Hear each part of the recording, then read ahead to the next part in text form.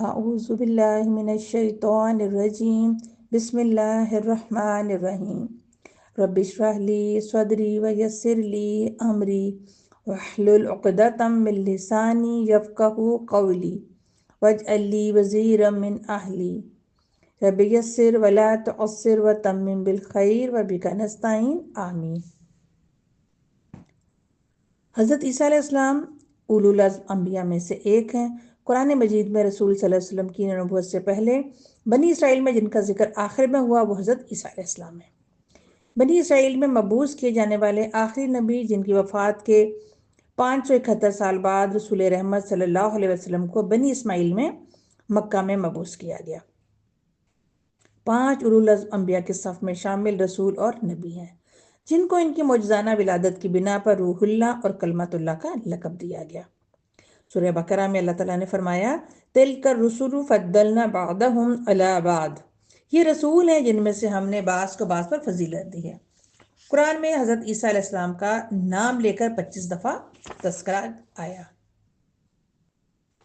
حضرت مریم علیہ السلام کے والدین ہیروڈس کے زمانے سے قبل آپ کے والد اپنے دور کے کاہن اعظم تھے۔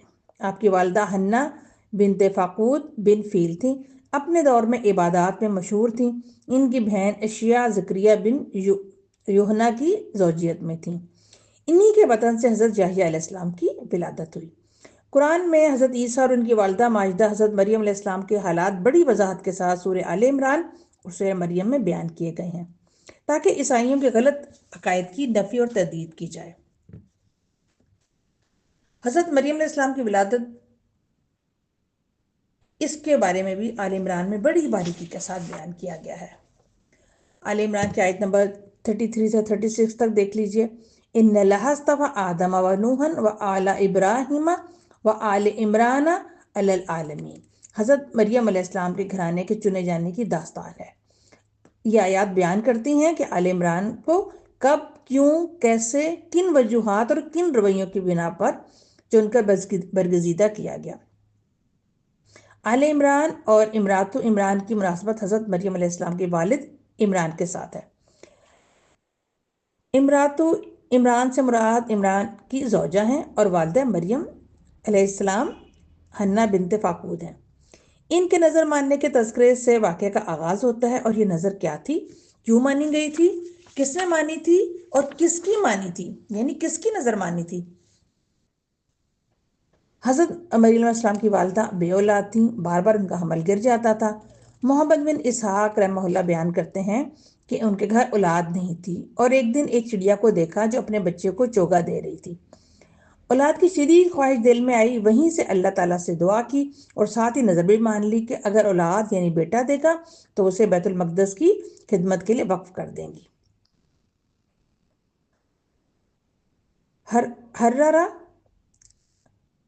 حرر کہتے ہیں آزادی کو، اور محررن آزاد کیا جانے والا، دنیاوی کام کاج، دھندوں اور ذمہ داریوں سے آزاد کر کے دین کے کام کے لیے وقف کر کے آزاد کیا جانے والا۔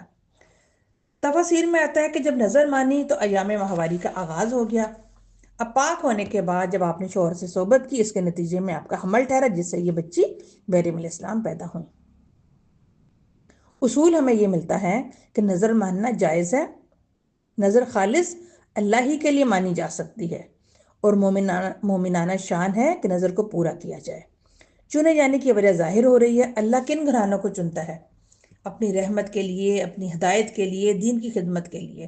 ان کو جو بھی اپنی اولادوں کو دین کے کام کے لیے پیش کرتے ہیں یا وقف کرتے ہیں تو اللہ تعالیٰ ان پر اپنی رحمتیں اور برکتیں نازل فرماتا ہے۔ آل عمران کی آیت نمبر 36 میں اللہ تعالیٰ فرماتے ہیں جب بچی کو جنا تو کہنے لگیں اے پروردگار مجھے تو لڑکی ہوئی ہے، اور اللہ کو خوب معلوم ہے کہ کیا اولاد ہوئی، اور کہا لڑکا لڑکی جیسا نہیں، میں نے اس کا نام مریم رکھا ہے، اور اس کی اولاد کو شیطان مردود سے تیری پناہ میں دیتی ہوں۔ تو حضرت مریم علیہ السلام کی والدہ کچھ دیر کے لیے جب انہیں بچی پیدا ہوئی تو وہ کچھ تردد کا شکار ہوئیں، کچھ پریشان ہوئیں کہ لڑکی ہے تو یہ مسجد کی خدمت کیسے کرے گی اور میری نظر کیسے پوری ہوگی۔ تو پہلا خوف جو ان کے اوپر طاری ہوا وہ یہی تھا کہ بیٹی ہے، نرم و نازک ہے، کمزور، بچیاں کمزور ہوتی ہیں، ہر لحاظ سے نرم و نازک ہوتی ہیں، تو اس کی کفالت بہت مشکل مرحلہ ہے، لیکن یہ ابتدائی تردد جلدی ان کا دور ہو گیا اور انہوں نے اپنی نظر کو پورا کر دیا۔ نام مریم کا رکھنا نظر کو پورا کرنے کی تصدیق ہے، کیونکہ مریم عبرانی زبان کا لفظ ہے اور اس کا مطلب ہے عبادت گزار، خدمت گزار۔ تو اللہ کے دین اور اللہ کے بندوں کے نام رکھنا اس بات کی گواہی اور نشاندہی کرتا ہے کہ والدہ نے بیٹی کی ولادت کے بعد اس کو اللہ کی عبادت، دین اور بندگان الہی کی خدمت کے لیے پیش اور مامور کر دیا۔ یہاں ہمیں ایک اور اصول ملتا ہے کہ نام بچے کی ولادت کے ساتھ ہی یعنی پہلے دن بھی رکھا جا سکتا ہے۔ حیات طیبہ کے واقعات سے ثابت ہے۔ حضرت انس رضی اللہ تعالیٰ عنہ سے مروی ہے کہ ان کے بھائی کو نبی پاک صلی اللہ علیہ وسلم کی خدمت میں لے جایا گیا تو رسول اللہ صلی اللہ علیہ وسلم نے بچے کو گھٹی دی اور عبداللہ نام رکھا۔ صحیح بخاری میں 5470 حدیث کا حوالہ ہے یہ۔ لیکن اس کے علاوہ 7ویں دن تک نام رکھنے کا ذکر بھی حدیث سے ثابت ہے۔ حضرت سمرہ سے روایت ہے کہ ہر بچہ عقیقے کے عوض رہن رکھا ہوا ہوتا ہے۔ 7ویں دن جانور ذبح کیا جائے، بچے کا نام رکھا جائے اور اس کے سر کے بال اتارے جائیں۔ حضرت مریم علیہ السلام کی والدہ نے دعا کی وَإِنِّي أُعِيذُهَا بِكَ وَذُرِّيَّتَهَا مِنَ الشَّيْطَانِ الرَّجِيمِ، میں اسے اور اس کی اولاد کو شیطان مردود سے تیری پناہ میں دیتی ہوں۔ یہ وہ دعا تھی جو حضرت مریم علیہ السلام کی والدہ نے وضع حمل کے وقت مانگی تھی، اور یہ دعا زبردست شان میں قبول کی گئی اور آپ کی نظر بھی قبول ہوئی۔ ابو ہریرہ رضی اللہ عنہ کی روایت ہے کہ ہر بچے کی پیدائش کے وقت شیطان اسے چھوتا ہے، وہ شیطان کے چھونے کی وجہ سے چیخنے چلانے لگتا ہے، سوائے حضرت مریم اور ان کے بیٹے عیسیٰ علیہ السلام کے۔ اس کے بعد آپ نے کہا چاہو تو یہ آیت پڑھ لو، یعنی انی اعیذها بک وذریتها من الشیطان الرجیم۔ یہاں سے ہمیں ایک اور اصول ملتا ہے کہ اللہ اور والدین کی دعائیں اولاد کے حق میں قبول ہوتی ہیں۔ وضع حمل یعنی زچگی کے دوران دعائیں قبول ہوتی ہیں۔ اولاد کے لیے بہترین دعا شیطان سے حفاظت کی دعا ہے، اور یہ دعا وضع حمل کے وقت مانگنی چاہیے۔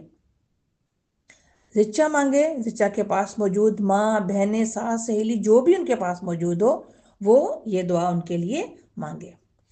ہم اپنا محاسبہ کریں، کیا ہم نے ان اوقات میں دعائیں مانگی؟ آج ہم اولاد کی تربیت پر پریشان بھی ہوتے ہیں، جلد بازی بھی کرتے ہیں، ان کو نہ سدھرنے کے تانے بھی دیتے ہیں، لیکن اپنا محاسبہ نہیں کرتے کہ ہم سے کیا کمی اور کوتاہی ہوئی۔ آل عمران کی آیت نمبر 37 میں اللہ تعالیٰ فرماتے ہیں پس اسے اس کے پروردگار نے اچھی طرح قبول فرمایا اور اسے بہترین پرورش دی اور اس کی خیر خبر لینے والا زکریا کو بنایا۔ اللہ تعالیٰ نے اس گھرانے کو چنا ہدایت، رحمت، نبوت اور خدمت کے لیے، کیونکہ انہوں نے اپنی بچی کو دین اور خدمت خلق کے لیے پیش کر دیا تھا۔ آج والدین بچیوں کو دین کی تعلیم، دعوت دین اور تبلیغ کے ساتھ منسوب نہیں کرتے ہیں۔ والدین خائف نظر آتے ہیں۔ چند خوف ہیں جو آج کے والدین کو بیٹیوں کو تعلیم قرآن کے ساتھ منسوب کرنے سے روکتے ہیں، کہ اگر ہماری بیٹی قرآن پڑھنے لگے گی تو قرآن پڑھنے والوں کے ساتھ جڑ گئی، کسی مدرسے میں آنے جانے لگی تو بدل جائے گی، معاشرے سے فرق ہو جائے گی، فنیٹک، کٹر، فنڈامنٹلسٹ سی ہو جائے گی، سوشل مسفٹ ہو جائے گی، آؤٹ ڈیٹڈ ہو جائے گی، برادری میں گھلنے ملنے کے قابل نہیں رہے گی، اس کے لیے اچھا گھر اور اچھا بر نہیں ملے گا، پردہ حجاب وغیرہ کرنے لگے گی تو اچھا رشتہ نہیں ملے گا، دینی تعلیم حاصل کرتے کرتے اگر دنیاوی تعلیم سے محروم ہو گئی تو فکر معاش سے محروم رہ جائے گی، آج کے دور میں معاشی تنگی کا شکار ہو جائے گی۔ اب ذرا غور کریں، یہ بچی مریم علیہ السلام جن کی ماں نے پیش کیا تھا ان کے ساتھ کیا معاملہ ہوا؟ فَتَقَبَّلَهَا رَبُّهَا بِقَبُولٍ حَسَنٍ وَأَنبَتَهَا نَبَاتًا حَسَنًا، پس اس کے رب نے اسے اچھی طرح قبول کیا اور اسے بہترین پرورش دی۔ جب ہم خلوص اظہار سے کچھ بھی اللہ کی راہ میں پیش کرتے ہیں تو وہ شاکرن علیمن رب ضرور قبول کرتا ہے۔ اللہ نے بچی کے ساتھ کیا معاملہ کیا؟ کیا وہ سوشل مسفٹ ہو گئی، آؤٹ ڈیٹڈ ہو گئی؟ نہیں، اللہ کہتا ہے انبتها نباتا حسنا۔ تو اصول یہ ملا کہ وہ جن کو اللہ کی راہ میں وقف کیا گیا اللہ نے ان کو قبول فرمایا، اچھی صالح باکردار متقی باحیا بچی بنا کر اٹھایا۔ ان کے لیے جنت کے پھلوں سے رزق کا اہتمام کیا۔ یہ اللہ اس کی قدردانی ہے۔ اللہ کے لیے پیش کی ہوئی چیزوں کی قدردانی اللہ فرماتا بھی ہے اور اجر و ثواب کا ذریعہ بھی بناتا ہے۔ لبیک اللہم لبیک، اللہ ہماری اولادیں حاضر ہیں، ان میں سے جو سب سے باصلاحیت ہے ان کو قبول فرما۔ اے اللہ ان کو اپنے کام کا بنا لے، ان کو اپنی پسند کا بنا، ان کو ایسا بنا کہ تجھے پسند آ جائیں، ان کو ایسا بنا کہ تو ان سے راضی ہو جائے، ان کو اپنے رنگ میں صبغت اللہ میں رنگ دے، ان کو اپنے دین کی اشاعت، تبلیغ، دعوت اور نفاذ اسلام کی خدمت کے لیے قبول فرما لے۔ ہمارے گھرانوں کو دین کی سربلندی کی خاطر صحیح کرنے والا گھرانہ بنا۔ ہمارا اور ہمارے اہل خانہ کا نام خادمان رسول، داعیان دین، مبلغین اسلام، مدرسین قرآن کے صف میں شامل فرما۔ ربنا تقبل منا، ربنا تقبل منا انک انت السمیع العلیم، اے ہمارے رب تو ہم سے یہ خدمت قبول فرما لے، بے شک تو ہی خوب سننے والا اور خوب جاننے والا ہے۔ تو اپنے بچوں اور اولادوں کو دین کی تعلیم اور خدمت کے لیے پیش کریں، اللہ ان کو مسلم، مومن اور صالح بنا کر اٹھا کھڑا کرے گا۔ پھر دوسرا خوف ان کو کیا تھا؟ کفالت کون کرے گا؟ وَكَفَّلَهَا زَكَرِيَّا، حضرت مریم علیہ السلام کی کفالت کا ذمہ اللہ کے حکم سے معجزانہ طور سے حضرت زکریا علیہ السلام کے حوالے کیا گیا۔ حضرت زکریا علیہ السلام رشتے میں حضرت مریم کے خالو تھے، نبی تھے، بے اولاد تھے۔ یوں محبت اور شفقت والی کیفیت جس میں دین کی رہنمائی اور حفاظت بھی شامل تھی، وہ حکم خدا بندی سے میسر آ گئی۔ اللہ کے حکم سے حضرت زکریا کی کفالت بھی معجزانہ طریقے سے طے پائی۔ مفسرین نے فرمایا کہ رضاعت کا وقت گزرنے کے بعد حضرت مریم کی والدہ انہیں بیت المقدس لے گئیں تاکہ وہاں چھوڑ آئیں۔ حضرت مریم کے والدین چونکہ عبادت گزار، متقی مشہور تھے اور وہ سردار کی بیٹی تھی، لہٰذا ان کی کفالت کا شوق بیت المقدس کے مجاوروں کو ہوا۔ حضرت زکریا چونکہ ان کے خالو بھی تھے، ان کی خواہش اور جائز حق تھا کہ وہ کفالت کریں، لیکن باقی تمام خدام نے اسے قبول نہیں کیا، لہٰذا فیصلے کے لیے قرآن اندازی تجویز کی گئی۔ آل عمران کی آیت نمبر 44 میں اللہ تعالیٰ نے فرمایا تھا وَكَفَّلَهَا زَكَرِيَّا، اور زکریا اس کے کفیل ہوئے کیونکہ قرآن ان کے نام نکلا تھا۔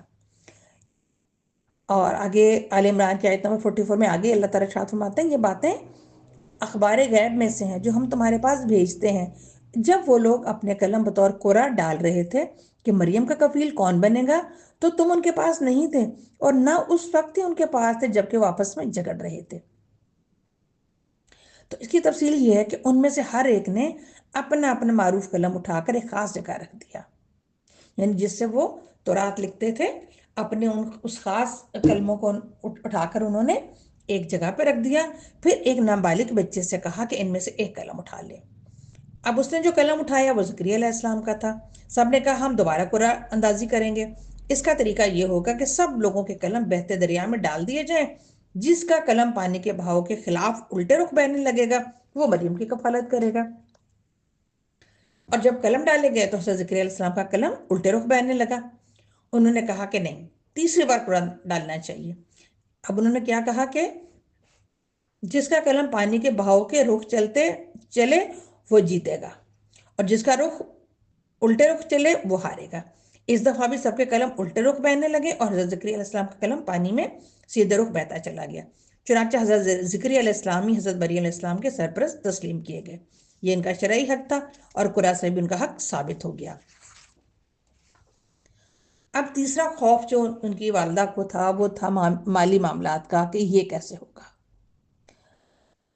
آل عمران کی آیت نمبر 37 میں اللہ تعالیٰ فرماتے ہیں کلما دخل علیہا زکریا المحراب وجد عندها رزقا قال یا مریم انا لک ھذا قالت هو من عند اللہ ان اللہ یرزق من یشاء بغیر حساب۔ جب کبھی زکریا علیہ السلام ان کے حجرے میں جاتے، ان کے پاس روزی رکھی ہوئی پاتے، وہ پوچھتے اے مریم یہ روزی تمہارے پاس کہاں سے آئی؟ وہ جواب دیتی یہ اللہ کے پاس سے ہے، بے شک اللہ جسے چاہتا ہے بے حساب روزی دیتا ہے۔ تو مفسرین فرماتے ہیں کہ حضرت زکریا علیہ السلام نے حضرت مریم علیہ السلام کے لیے مسجد میں ایک مناسب جگہ مقرر کر دی تھی جہاں ان کے سوا کوئی نہیں جاتا تھا۔ آپ وہاں عبادت میں مشغول رہتی اور اپنی باری پر مسجد کی خدمت کے ضروری فرائض انجام دیتی۔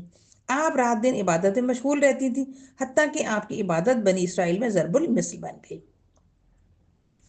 آپ کی شریفانہ عادات اور عمدہ صفات مشہور ہو گئیں، یہاں تک کہ یہ کیفیت ہو گئی کہ جب حضرت زکریا علیہ السلام ان کی عبادت کے حجرے میں تشریف لے جاتے، انہیں وہاں بے موسم کے پھل نظر آتے، یعنی موسم سرما میں گرمیوں کے میوے اور موسم گرما میں سردیوں کے پھل موجود ہوتے۔ آپ پوچھتے، یا مریم انا لکی ھذا، مریم یہ روزی تمہارے پاس کہاں سے آئی؟ وہ جواب دیتی، ہوا من عند اللہ ان اللہ یرزق من یشاء بغیر حساب، یہ اللہ کے پاس سے ہے، بے شک اللہ جسے چاہتا ہے بے حساب روزی دیتا ہے۔ یہ عجوبہ دیکھ کر زکریا علیہ السلام کے دل میں بیٹی کی خواہش پیدا ہو گئی، حالانکہ آپ بہت بوڑھے ہو چکے تھے۔ آپ نے فرمایا، رب حب لی من لدنک ذریۃ طیبہ انک سمیع الدعاء، اے میرے رب مجھے اپنے پاس سے پاکیزہ اولاد عطا فرما، بے شک تو دعا کا سننے والا ہے۔ اور علماء کے بقول حضرت زکریا علیہ السلام نے اس طرح دعا کی کہ اے مریم کو بے موسم پھل عطا کرنے والے، مجھے بھی بے موسم اولاد عطا فرما دے۔ تو جب حضرت زکریا علیہ السلام نے اللہ کے عطا کرنے کی شان دیکھی کہ کیسے بانجھ بے اولاد حنا بنت فاقود کی گود ہری کر دی، کیسے نظر مانے جانے والی بچی کو نیک صالح عبادت گزار متقی باحیا بنا دیا، کیسے جوان پرہیزگار بچی کو غیب سے جنت کے پھلوں کا رزق عطا کر دیا، یہ سب دیکھ کر حضرت زکریا کا ایمان بڑا زیادہ تھو ایمانہ، ایسی کیفیت ہو گئی ان کی۔ اللہ کی ذات، صفات، اختیارات، قدرت، کمالات، معجزات اور انعامات پر یقین کامل ہوا تو پورے یقین کے ساتھ جھولی پھیلائی اور اللہ سے خوب اولاد کی دعا مانگی۔ اے پروردگار، اگر تو ایک بانجھ خاتون کو اپنی عبادت گزار ہونے پر اس کی دعا قبول فرما کر بیٹی کی رحمت سے نعمت سے نوازتا ہے، اور بیٹی بھی ایسی جو متقی ہے، اور ایسی بچی کو تو رزق دینے پر قادر ہے، تو مجھے بھی اس بڑھاپے میں اور میری بیوی کو بانجھ پن کے باوجود اولاد سے نواز دے۔ اور جو انہوں نے اپنی جو حالت ہے وہ بیان کی، اور سورہ مریم میں بھی آتا ہے کہ اے میرے پروردگار، میری ہڈیاں کمزور ہو گئی ہیں اور سر بڑھاپے کی وجہ سے بھڑک اٹھا ہے، لیکن میں کبھی بھی تجھ سے دعا کر کے محروم نہیں رہا۔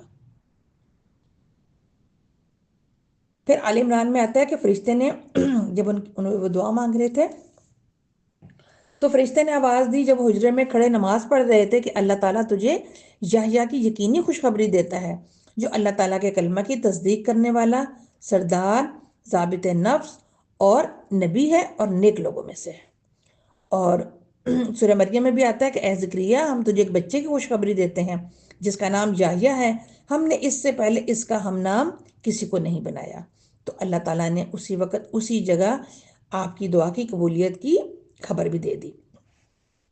صرف دعا کی قبولیت کی خوشخبری نہیں دی گئی تھی، بلکہ اولاد نرینہ بیٹے کی خوشخبری دی گئی، ان کے نبی صالح ہونے کی خوشخبری دی گئی، اور ان کا نام تک تجویز کر دیا گیا، اور اس بیٹے کے اخلاق حسنہ کا تعارف بھی کروا دیا گیا۔ تو یہ دعا کیوں اس شان میں قبول ہوئی؟ یہاں سے قبولیت دعا کا نسخہ سمجھ سکیں گے۔ ایک تو نبی کی دعا تھی، نبیوں کی دعائیں قبول ہوتی ہیں، قوم کی ہدایت اور رہنمائی کے اسباب کے لیے مانگی جانے والی دعا قبول ہوتی ہے، اور سب سے بڑھ کر اس میں توکل پورے عروج پر تھا۔ وَلَمْ أَكُمْ بِدُعَائِكَ رَبِّ شَقِيًّا، اور میں تجھ سے مانگ کر کبھی محروم نہیں رہا۔ تو یاد رکھیے کہ جو دعا یقین اور وثوق سے کی جائے وہ اللہ کے عرش تک رسائی پاتی ہے، اور مجیب کریم سمیع الدعا، رب سنتا ضرور ہے۔ جب بھی دعا مانگے پورے یقین کے ساتھ، توکل کے ساتھ مانگے، اور انتہائی عاجزی کے ساتھ گڑ گڑا کر مانگے، انشاءاللہ تعالیٰ وہ دعائیں قبول کرتا ہے۔ تو آیت نمبر 38 میں آل عمران میں یہ دعا رب حبلی اپنے لیے لازم کر لیں، چونکہ یہ دعا مقبول ہوئی۔ اور کن حالتوں میں یہ دعا کرنی چاہیے؟ کسی کو کسی اپنے کے اولاد کی خواہش ہو، کوئی اولادوں کے لیے اولادیں یعنی پوتے نواسے نواسیاں مانگتا ہو، کوئی اولادوں کے لیے صالح جوڑ یعنی ازواج کا طلبگار ہو، کوئی اولاد کو نیک اور صالح بنانے کا خواہش مند ہو، لیکن کرنی دعا حضرت زکریا علیہ السلام کی سنت اور انداز میں ہے تو یقیناً قبول ہوگی۔ آیت نمبر 40 آل عمران میں اللہ تعالیٰ فرماتے ہیں، زکریا نے کہا، اے میرے پروردگار، میرے ہاں لڑکا کیوں کر پیدا ہوگا؟ میں تو بوڑھا ہو گیا ہوں اور میری بیوی بانجھ ہے۔ اللہ نے فرمایا، اسی طرح جو اللہ چاہتا ہے کرتا ہے۔ تو دیکھیں، ایمان کی حالت ہمیشہ ایک جیسی نہیں رہتی، بڑھتی گھٹتی رہتی ہے۔ کامل ایمان اور توکل کی حالت میں دعا تو کی، لیکن خوشخبری ملنے کے بعد ایمان کی کیفیت وہ نہ تھی۔